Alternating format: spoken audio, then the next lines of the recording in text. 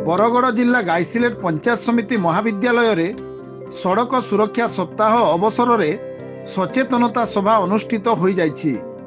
पंचायत समिति महाविद्यालय अध्यक्ष डॉक्टर जयकेतन त्रिपाठी सभापतित्व में अनुष्ठित सभारे मुख्य अतिथि भाव में गाइसिलेट आईआईसी प्रशांत सामल, सम्मानित अतिथि भाव में पूर्वतन संपादक अंबिका प्रसाद त्रिवेदी, समाजसेवी रंजन पंडा और युव रेडक्रॉस काउंसिलर प्राध्यापक नारायण मिश्र, खेल शिक्षक हेमंत कुमार पंडा सड़क सुरक्षा उपरे सचेतनता वार्ता देथिले।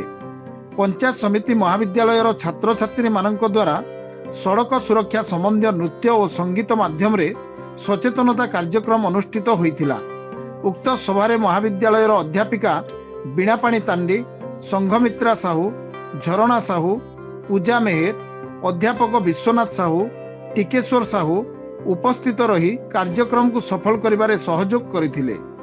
परिशेष रे युव रेडक्रॉस काउंसिलर अध्यापिका पिंकी रथ धन्यवाद अर्पण करथिले।